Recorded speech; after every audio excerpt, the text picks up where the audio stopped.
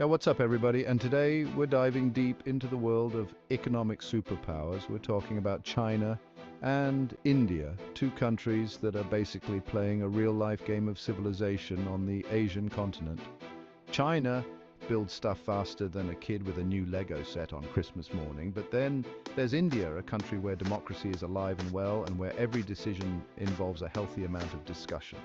So who's got the better strategy? Is it China with their "we'll build it and they will come" mentality, or India with their "let's talk about it for a few years and see what happens" approach? Well, that's what we're going to find out today.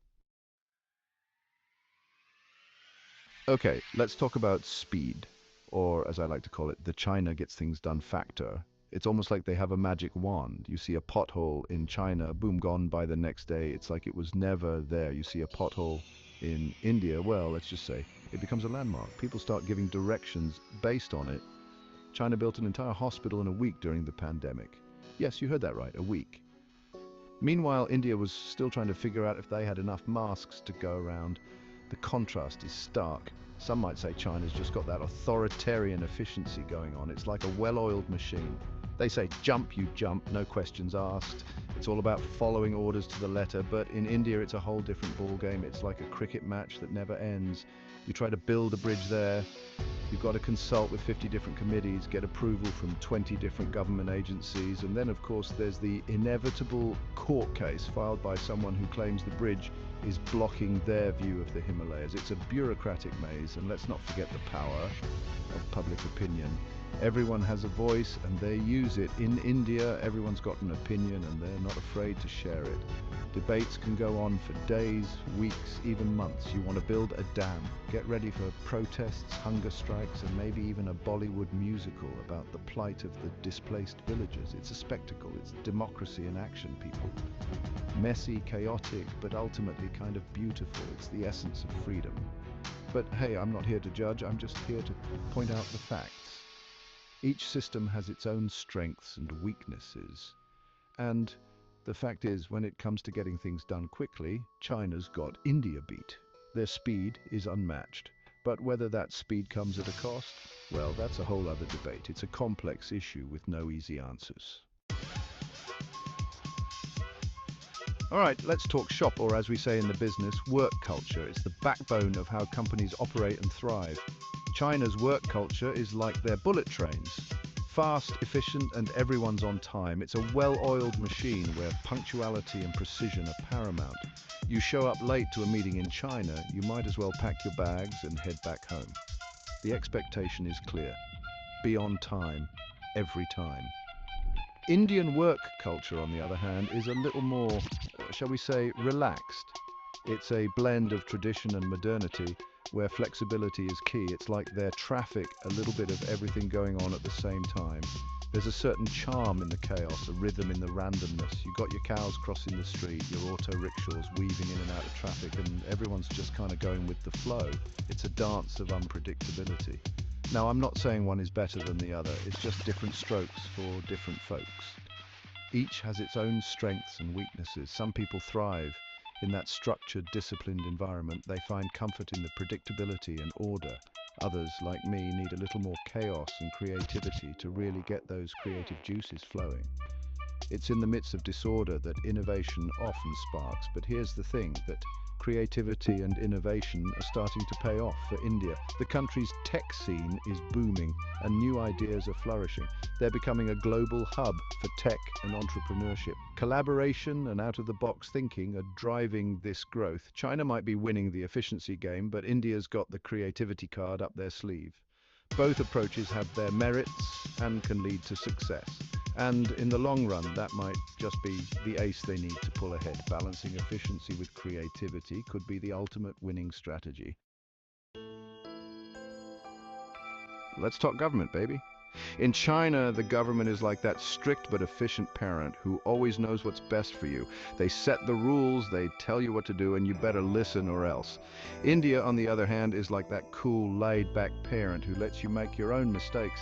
They're there to offer guidance and support, but ultimately it's up to you to figure things out. Now, I'm not saying one parenting style is better than the other, but in the world of economics, it definitely makes a difference. China's centralized system means they can make big decisions quickly and efficiently. They want to build a new airport, bam, done. No messy debates, no public hearings, just pure, unadulterated execution. India, with its federal structure, is a bit more complicated. You've got 28 states, each with its own government, its own priorities, and its own way of doing things. It's like trying to herd cats, except the cats are politicians and the herd is the Indian economy. China's centralized approach definitely has its advantages, especially when it comes to speed and efficiency. All right, folks, time to talk about the bread and butter, the nitty-gritty, the economic engines that drive these two Asian giants. China, my friends, is the factory of the world. They churn out everything from iPhones to plastic toys with a speed and efficiency that would make Henry Ford jealous. India, on the other hand, is the world's back office. They're the ones answering your customer service calls, writing your software, and providing IT support to companies all over the globe. So it's a classic case of made in China versus designed in India. Now, some might say China's got the upper hand here, but here's the thing, the world is changing. Manufacturing is becoming increasingly automated, and those low-wage jobs that China built its economy on are starting to disappear. India, on the other hand, is well positioned for this new digital economy. Let's talk about the kids, people. No, not those kids. I'm talking about the future of China and India, their education systems. Now, China's education system is like their factories, disciplined, efficient, and laser-focused on producing results. Kids are taught from a young age to memorize facts, follow instructions, and excel in STEM subjects. It's like one giant, highly competitive cram session. India's education system, on the other hand, is a bit more, shall we say, relaxed. It's like their democracy, a little bit chaotic, a little bit unpredictable, but ultimately full of potential. Indian students are encouraged to think critically, question authority, and come up with creative solutions. China's education system is great at producing skilled workers for their manufacturing sector, but it doesn't exactly foster creativity and innovation. India's education system might not be as good at churning out factory workers, but it does produce a lot of entrepreneurs, artists, and thinkers. And in the long run, those are the people who are going to drive innovation and change the world. Okay, let's talk global domination, baby, but not in a creepy supervillain kind of way. I'm talking about how China and India are using their newfound economic might to influence the world. China's strategy is pretty straightforward. They're buying their way in. They're investing billions of dollars in infrastructure projects all over the world, from high-speed rail lines in Africa to ports in Sri Lanka. It's like they're playing a giant game of Monopoly and they're buying up all the properties. India, on the other hand, is taking a more subtle approach. They're using their culture, their technology, and their democratic values to win hearts and minds. Think Bollywood movies, yoga studios, and the fact that everyone from Silicon Valley to Wall Street seems to have an Indian CEO these days. Now, some might say China's strategy is more effective. After all, money talks, right? But here's the thing, people don't like to feel like they're being bought. They want to be respected, they want to be heard, and they want to be treated as equals. And that's where India has the advantage. So, who's going to come out on top in the race for dominance in Asia? Who will be the ultimate champion of Asia in the coming decades? It's the question on everyone's mind, from business leaders to everyday citizens. China, with its speed, its efficiency, and its sheer economic might, is a formidable force in the global arena. They're like the Terminator of economic development, relentless, unstoppable, and always one step ahead. Their infrastructure projects are massive, and their technological advancements are impressive.